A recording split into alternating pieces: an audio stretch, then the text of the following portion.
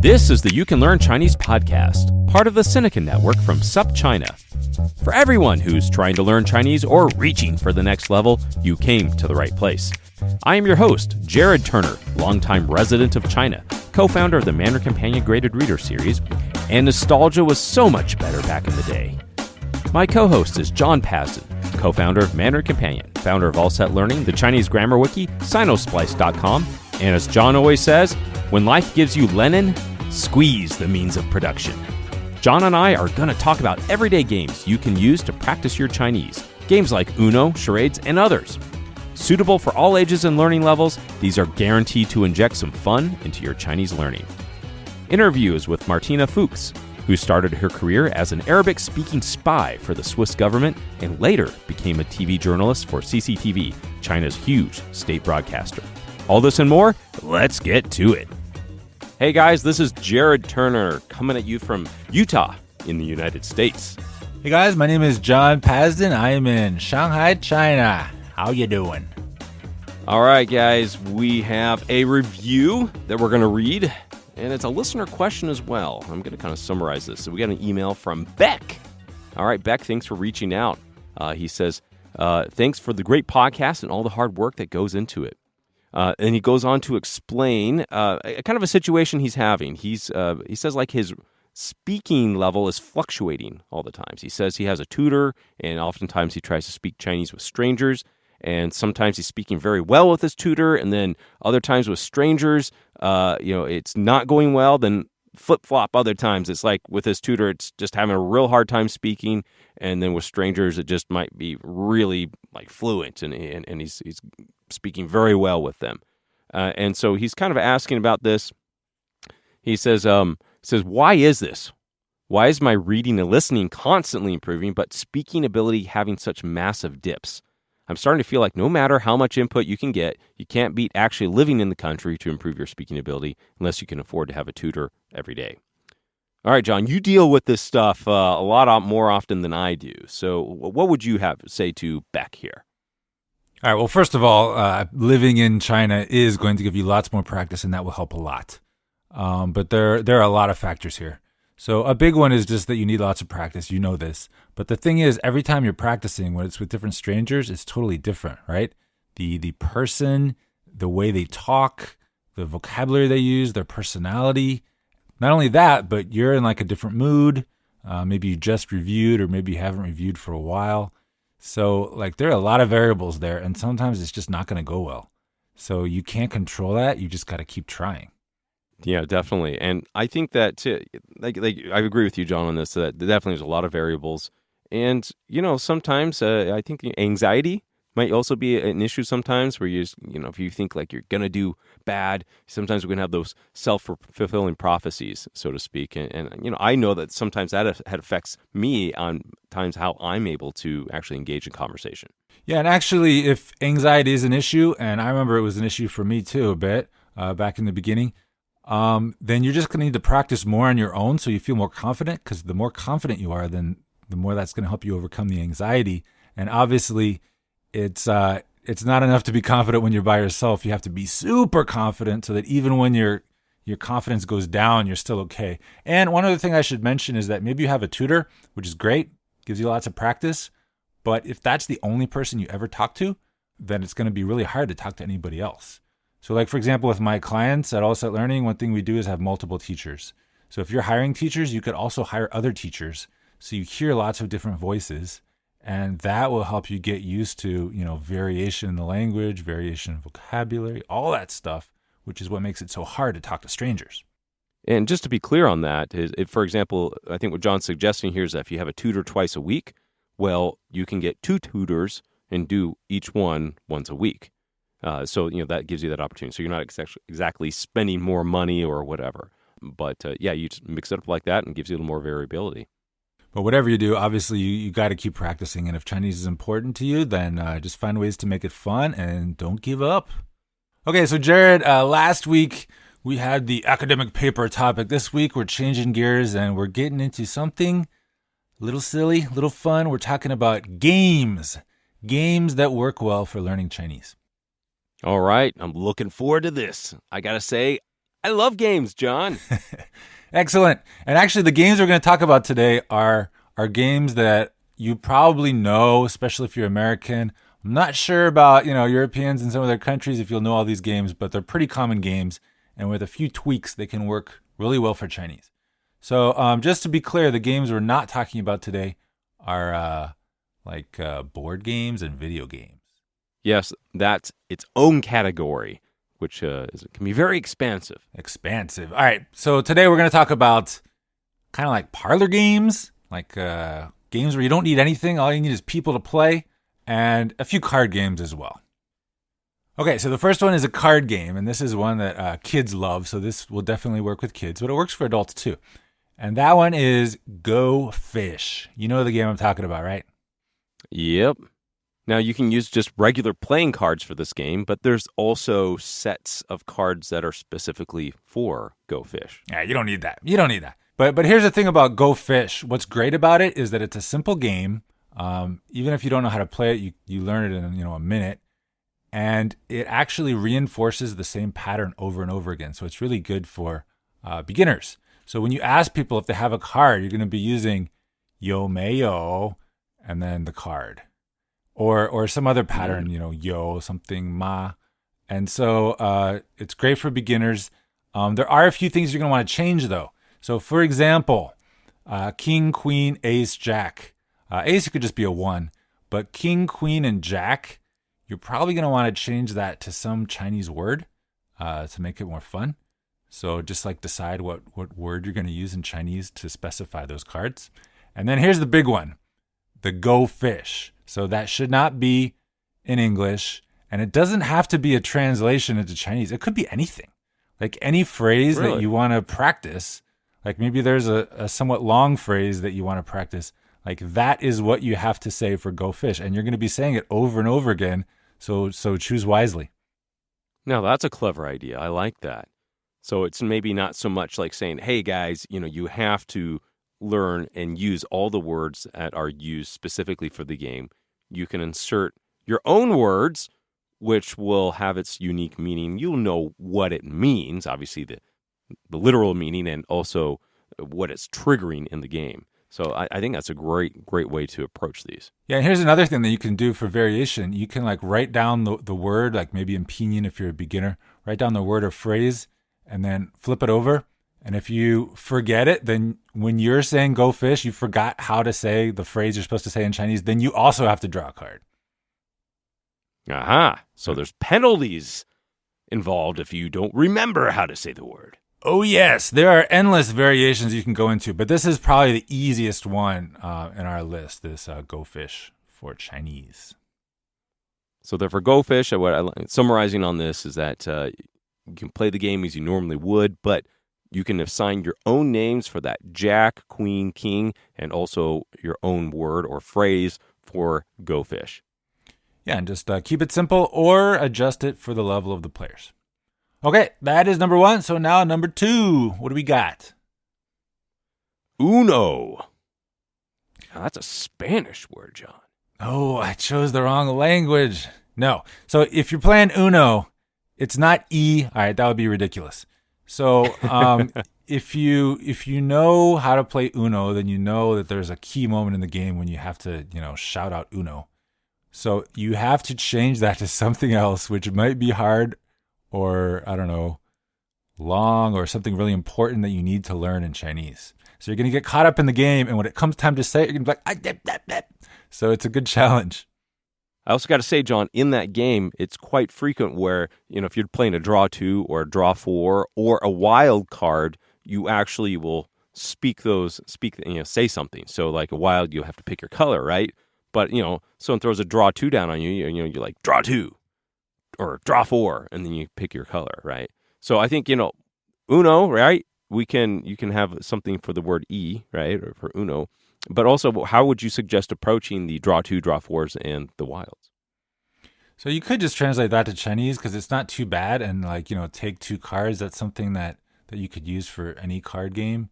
But the colors, that's easy vocabulary. Numbers are easy vocabulary, even though you don't actually have to say the numbers. But when you play like a reverse or you play draw two, you don't actually have to say anything. There's no rule in Uno that you have to say the name of the card as you're playing it. So it's kind of up to you. Hey, but I do like this idea. In fact, you could say, hey, we're going to play Chinese Uno or whatever, and you could make some house rules, right? If you're playing with some other classmates or some study buddy, whatever, say, okay, whatever card that's being played, you have to say the number, or you have to say, the draw two. How would you say draw two in Chinese? 拿两张. But here's the thing. For things like reverse, don't look up reverse. Like, it's not useful, right? So, like, think of something else that you want to use instead of reverse. Like, I don't know, maybe it's Yao Tao, U-turn, right? You could do that, but you could just do something entirely different. And then you can even, like, have different words for each of those cards that you have to remember. And if you get it wrong, you have to do a penalty. You can do stuff like that. There you go. So I think there's a lot of great opportunities that we're bringing up here, say, for you to use your Chinese. And, maybe it's not really conversational, but hey, you're getting some sort of practice and hey, it's fun. Exactly. So just don't get caught up in thinking you have to translate everything. Like, come on, it's a game. You can do whatever you want. No one's going to arrest you for changing the rules of Uno. Watch out for those game police. Oh, yeah.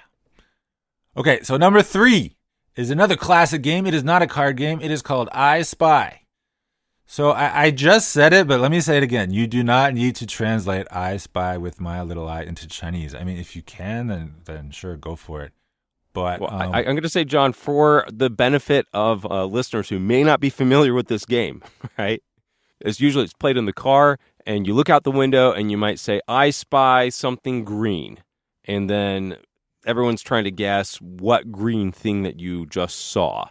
Now, you might pass that, in the car or whatever, but you still say like, is it a tree? No, is it this? No, is that green mailbox back there? Okay, so something like that. Right. So you're practicing colors, and then you're also practicing anything that you think they might have spied. So the tricky part is they can choose anything, and they might choose something that they don't know how to say in Chinese. So then you have to figure out how to deal with that. Can you choose things that you don't know how to say in Chinese? If you can only choose things that you know how to say, then that might limit, what you're identifying quite a bit. But you could also like allow dictionaries. There's lots of different ways you can do it, and it depends on your level and how willing you are to look in a dictionary to play a game. I got to say, I sometimes play this with my kids in the car, especially my young ones. I'll be like, oh, yeah. I spy something sky. And they're like, it's the sky. I'm like, yeah, how'd you know? Right. Anyway. Yeah, my kids are always trying to think of ways to change the game, but it never works. Like, really, colors are the only thing that really works. Okay, so this next one is one that kids are going to love. It's a game you're going to want to play outside or at least in a big space. And it is called, in the U.S. anyway, it's called TV tag. And the idea is you're playing tag, you're chasing each other, but in order to be safe from the person who's it, you can suddenly crouch down and say the name of a TV show. Now, I hope it's obvious that you don't have to use TV shows. So you can use colors, you can use vegetables, you can use animals, whatever you want. It's been a long time since I played this one, John. Many a moon, yes. But yeah, I do recall playing this one. I think I used to play this back when it was like, we also played kissing tag. You had to catch a girl and kiss her type thing. That was an elementary one, right? Like, no. All right. So TV tag, yes. So I guess we could also change it and call it, like color tag or animal tag or whatever subject HSK6 Chengyu tag. Yes. There you go. Oh, that's gonna be a hard one. Chengyu tag. Yeah, I'm gonna be it. I'll just be Mama Hoo Hoo, right? And then you could that further. Is not HSK6. You're right. Thank you. Yes. Well, you could go a step further, and you could even like make it more difficult and just be like, all right, you can't repeat maybe a word that someone's already said. But also with this game, I do know if you crouch and you say, let's say we're doing color tag, so you're like yellow, huang, and you crouch. Well, you're not safe forever, right? I forget the rules about this, but you can just get up at some point and just start running around again. Yeah, so I think part of it is if you're crouching down, like you're not allowed to sit down, you're crouching down, you're going to eventually get uncomfortable. So, yeah, whatever. Yeah, anyway. But that's the idea. You just got running around. You have to keep, if the guy's going to get you, you have to think of something quick and crouch and be like, I'm safe. All right, so after you're done playing tag and you're tired, you want to go inside, time for a classic parlor game.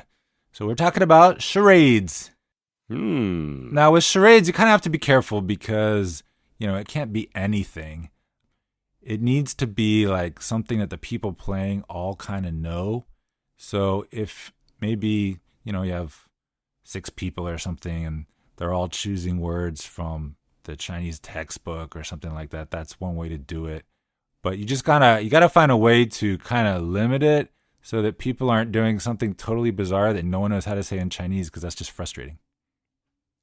So if we can take a page from other games that, draw upon this original charade game, is that a lot of times you'll have these games will have a box of cards, and you pull out one of the cards and it has a noun or a subject or something on it, right, that you have to act out or draw or whatever.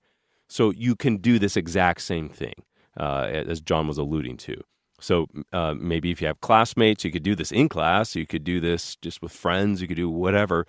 But make some cards, pieces of paper. Write down the characters of the word. Do not use like some random charades, clues game you have and try to play it in Chinese. You need your own words for Chinese. It could be your flashcards, really. Yeah, absolutely. So that's a great way to approach this. And so you're going to have at least, and you want to do, enough so you can't just automatically guess. I mean, if there's only like 5 words or something, it's going to be like, well, maybe this one's monkey or maybe a sofa, right?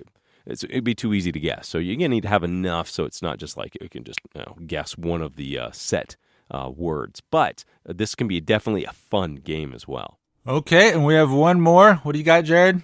All right, we got a special bonus game, and this is called Liar's Dice. Now, I got to say, I actually haven't played this game, John. I feel kind of ridiculous sharing this one, but this is a game that's commonly played in China in bars, and you've played this before. It is a very popular dice game in bars in China. In fact, I only know it as the dice game in China, and it's basically a bluffing game. So if you've ever played the card game BS, which is also in older times it's called like Liar. Or Cheat. It's pretty much a game of bluffing. And we actually have an article on our Mandarin Companion website written by Anthony who explains how to play this game. But it's actually a pretty fun game. All you need is 5 dice per person, and each person needs a cup. And so you roll the dice in the cup, and you turn them over. You look at your dice, so you need to be quiet, You got to hide your dice from the other person. You don't want to let them see it because you might be bluffing, right? And you're going to usually say some sort of number of pairs that you might have. And then the other persons, they say another pair. It kind of goes around. You'll read the thing. It's a little bit more clear when you see all the rules. But essentially, the number of pairs that you might say that you have of dice, of numbers, will increase until it will come to a point where clearly someone's bluffing. There's like no way that you can actually, say like I have 7 6s under here, but there's only 5 dice, right? But at that point, someone might call you out on your bluff. If they call you out your bluff, you have to show your dice. If you're telling the truth, then they lose the round. But if you're bluffing, then they call you out on it, then you're going to lose the round, and you're supposed to take a drink. But it doesn't just have to be a drink. It could be whatever. I mean, it's cheese puffs, right? And to play this game, you only have to know numbers. It's very easy in terms of vocabulary. So if you're planning to go to China, you're planning to go to bars, it's very likely you will see people playing this game. If you have Chinese friends that might take you to a bar, then you could probably play this game. Very easy in terms of vocabulary. If you have better vocabulary, you can just spend more time calling the other person a liar and telling them to drink or whatever. And it is fun to learn some of those words. You'll learn how to say liar in Chinese. So there are lots of games out there that you can play. You can adapt to Chinese, and these can give you opportunities to practice your Chinese and have a little fun while you're at it. And like we mentioned before, we're interested in doing more games if you guys are interested in this topic. If there are specific games you want us to talk about playing in Chinese in a future podcast, whether it's board games, computer games, or whatever, then get in touch and let us know which ones you think are good, and we'll definitely credit you in the podcast with the game.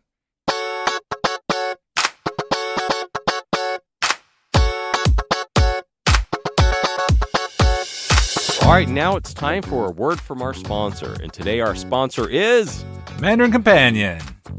All right, and today we are talking about Emma. It's our Mandarin Companion Level 1 graded reader using only 300 basic characters. I gotta say, John, this story is near and dear to my heart. My wife is a huge Jane Austen fan, and she and I, we spent quite a bit of time adapting this story to modern-day Shanghai. Isn't it true, Jared, that you used this book as an excuse to watch Clueless over and over again? I think I only watched Clueless once and then referenced it a couple other times. But, yes, Clueless, that's a classic movie. That was made over 25 years ago, John. But it is based on Emma. And it's a great adaptation of it. But we had to uniquely adapt this one to Shanghai, China, modern day.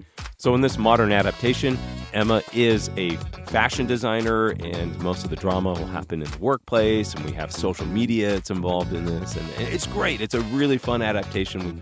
It's got a lot of great reviews. So that is a level 1 book. It is 300 characters, and we, of course, have that in simplified and traditional character versions. You can go out today and get it on Amazon, iBooks, Kobo, or wherever you get your books.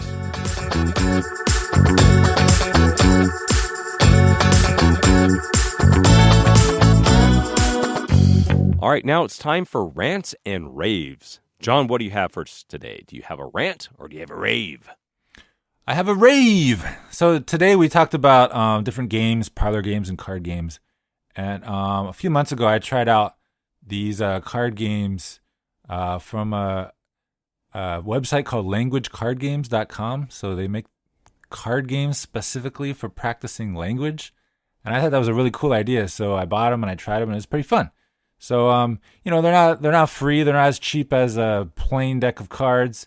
But if you're interested in this kind of thing, definitely check out languagecardgames.com.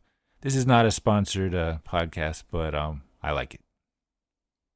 And you, like you said, you did write an article about that on Sinosplice, so we should put a link there in the show notes. Yeah, check it out. I've heard it's pretty cool. I'll have to check it out myself. Okay, so Jared, you got a rant or a rave? All right, John, I've got... It's kind of a rant rave, right? We're coming up on the Chinese New Year here. Right. And there's this... in China, and I would assume Taiwan, around the Chinese New Year, you have like this special music that's always played in public areas. So it's like in America, we have Christmas music, and it's unique to the season and the time. Well, the same thing happens in China around the Chinese New Year. And I'm not telling you anything you don't know, John, right? This is for the listeners. Yeah, there is a Chinese New Year equivalent of Mariah Carey's All I Want for Christmas Is You. I didn't know that. What is it? Oh, it's the Gong Xi Gong Xi Gong Xi Ni song. Oh, yes, that's so annoying. I'm not going to sing it. Well, it's annoying. But the thing, Gong Xi Gong Xi Gong Xi Ni. All right. My kids joke with that when they call it Dong Xi Dong Xi Dong Xi Ni. All right. Anyway, but there is an instrument that's played like in almost every song. In Christmas music, we have like this, the jingle bells, right? They actually have like bells. It's like you can take the jingle bells and start shaking them in any song, and now it's a Christmas song, right? Because there's jingle bells in it, right? But what this is, there's like this gong sound, and I had to look this up, John. And it's I gotta say, to a degree, it's somewhat nostalgic because it kind of reminds me of Chinese New Year, but also some ways it can be like the most like obnoxious sound. So I'm gonna play it here real quick. This sound. Oh man, I love that sound. That's my ringtone and my alarm clock sound. It's great. So evidently, this is the small Peking opera gong. I had no idea the name of it before. I had to do a little looking around, but like that thing, it's like, it's somewhat nostalgic, but then it's also, you hear it and like, maybe it's like after the first week or so, like, okay, I'm just hearing that all the time, and I think I'm done with this. Man, you should get one of those in the United States and play it for your family on Chinese New Year to make everybody nostalgic. You know what I should do? I should like hook up some sort of like doorbell device so that's going to like play that gong when anyone rings the bell. There you go.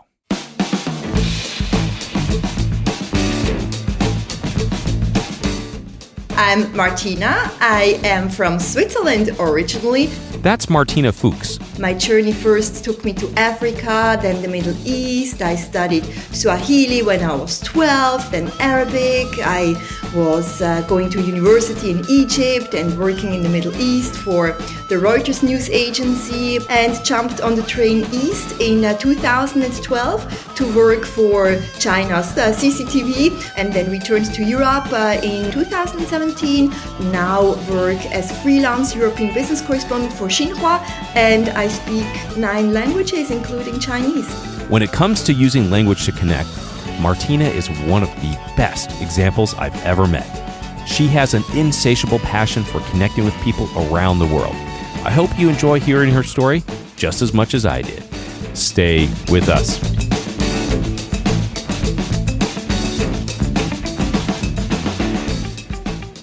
Martina, I got to answer then the big question for us. Why did you start learning Chinese?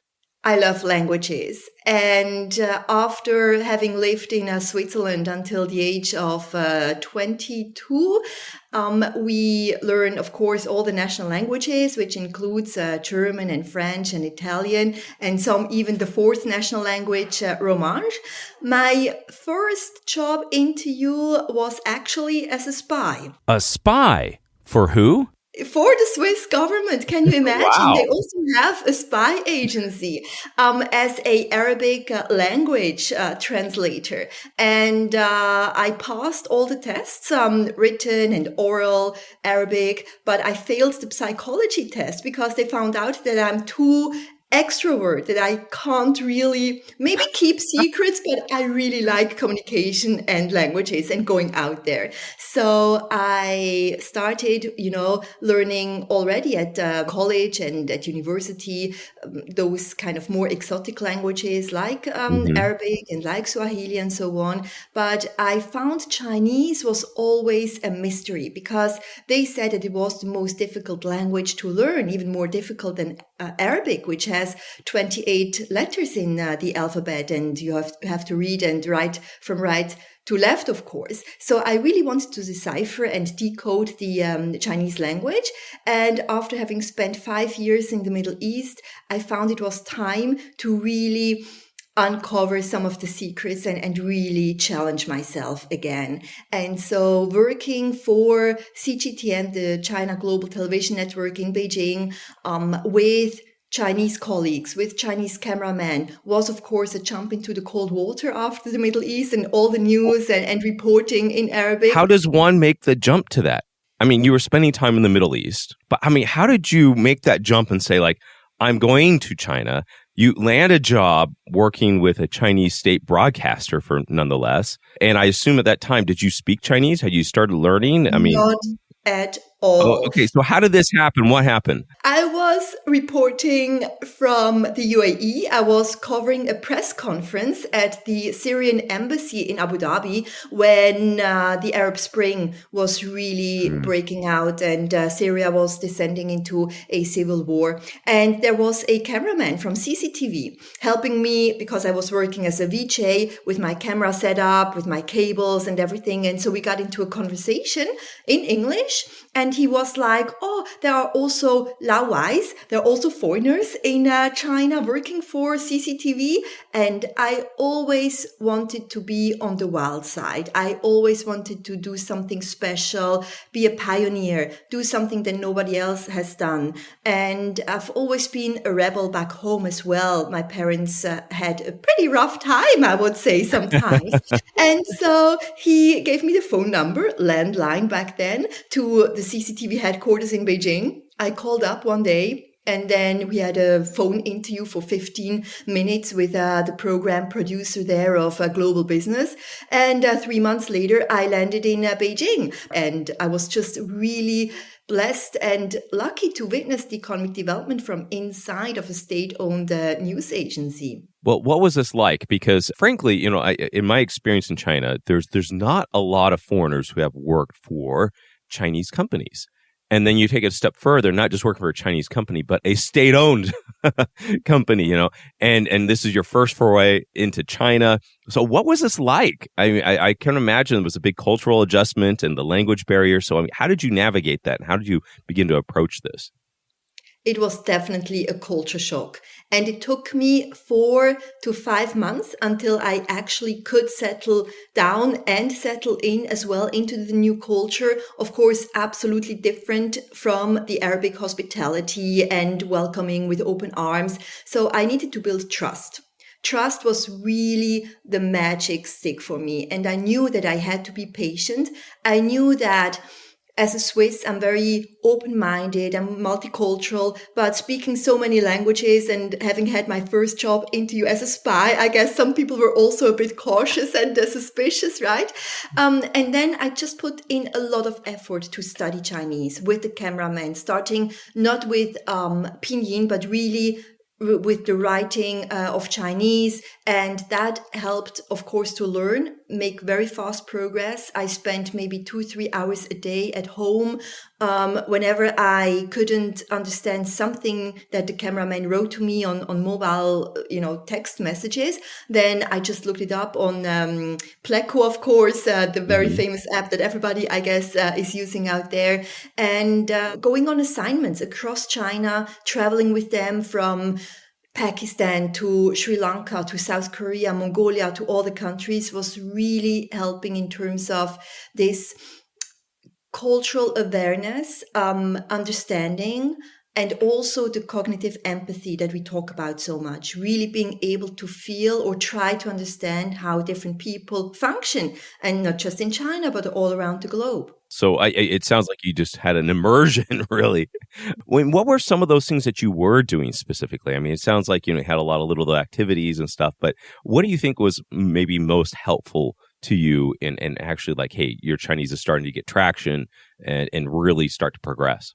Really being a reporter there on the ground, going out there, going to Chinese press conferences of, for example, Wang Qianlin, back then the richest man in China, the founder of Wanda Group, spending a lot of time with my Chinese friends. I didn't really have a lot of foreign friends as well. Then going on these reporting trips, right, all around China was definitely very, very useful. And I always tried to build different boxes in my brain because I speak quite a number of languages. So you have your German box, you have your Arabic, you have your Swahili, and I still practice them on a very, very regular basis. Like every morning when I clean or when I wash, I listen to BBC Arabic radio.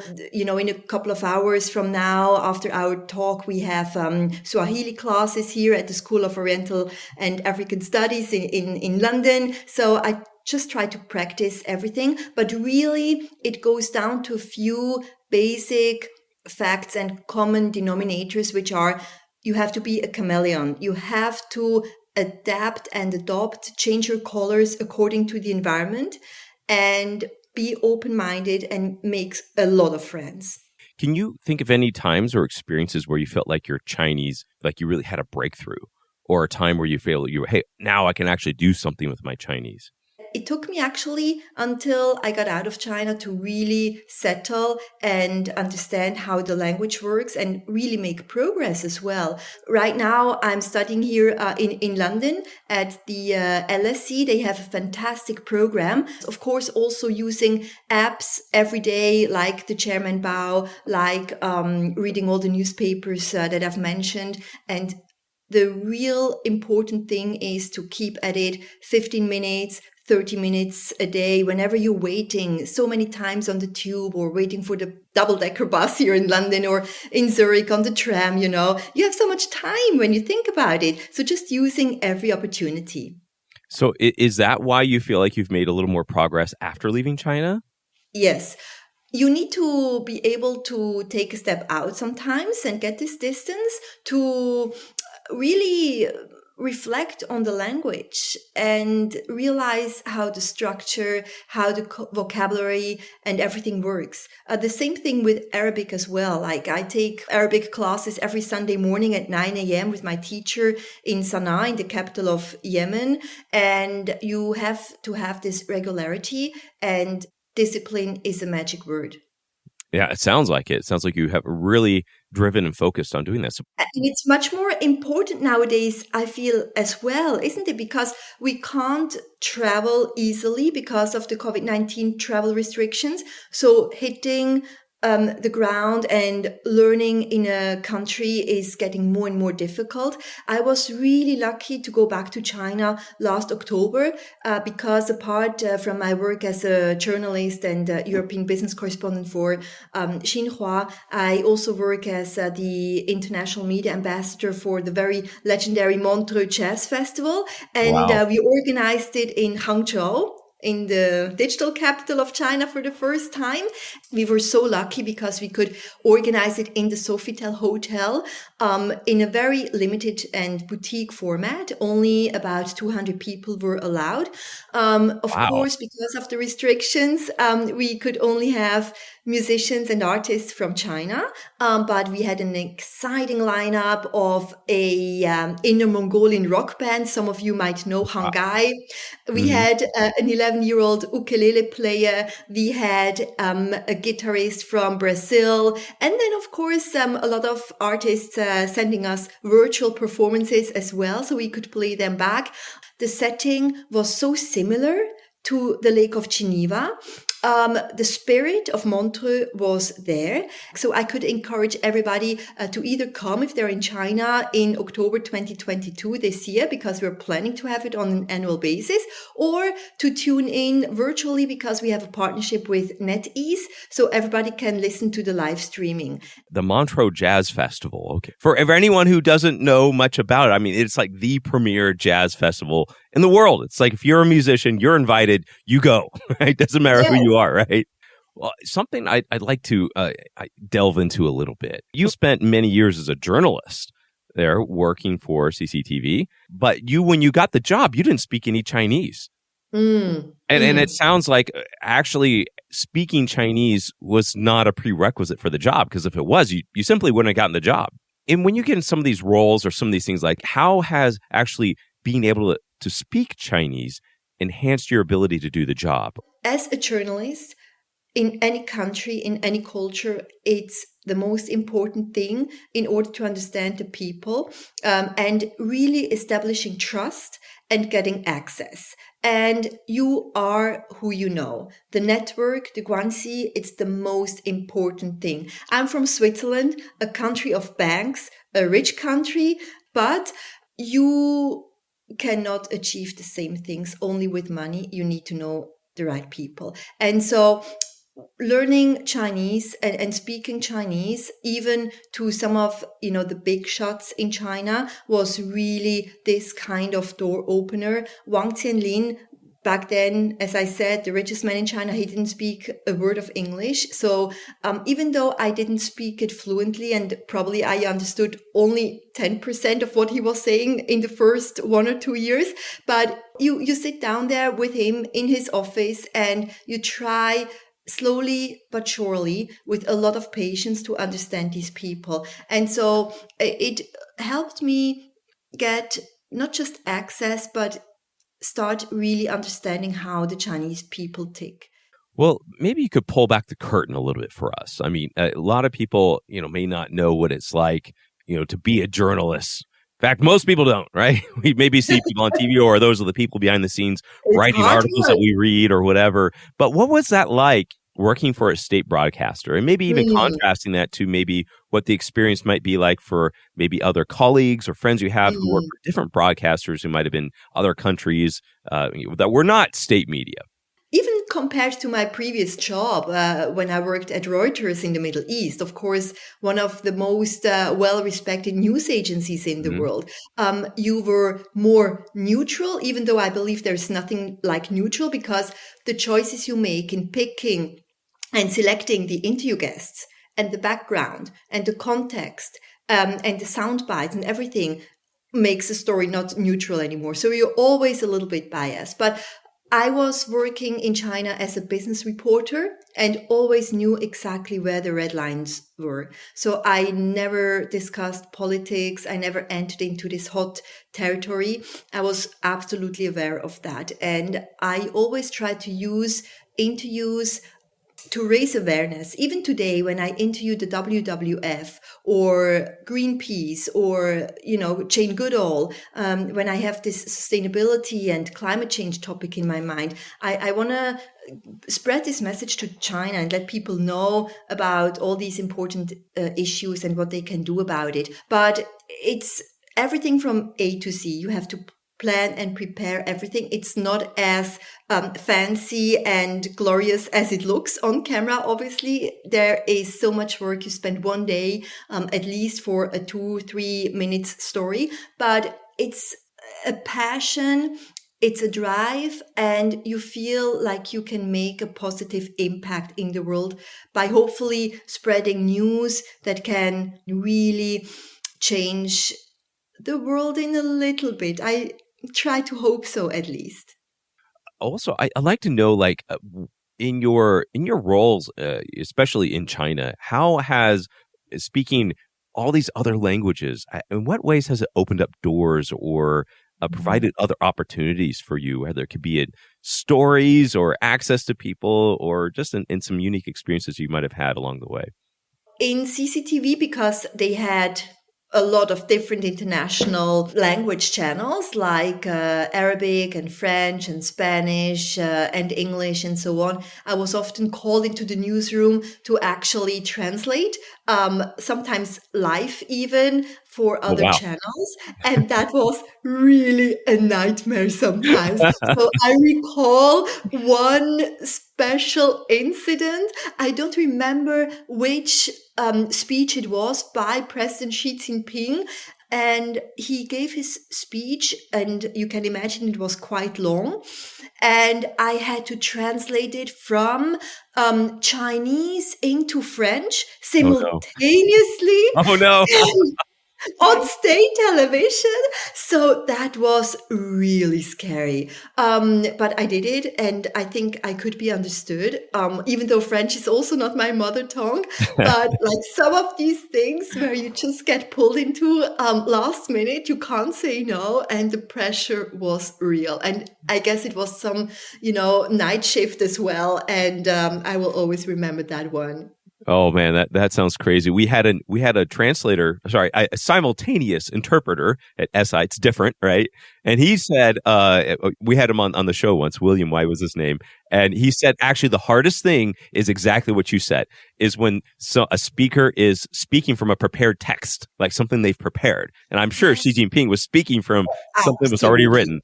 Because they have time to think about it. It gets more in depth, a little more meaty, as opposed to something speaking off the cuff, and it's like nightmares sometimes. Yes. So, also, I'd like to get your perspective on just about Chinese, the relative difficulty. I mean, you speak, you have 9 languages, and I'm sure there's all little different levels of proficiency in those languages. Yes, absolutely. How would you rate the difficulty of Chinese in comparison to learning some of the other languages that you've learned?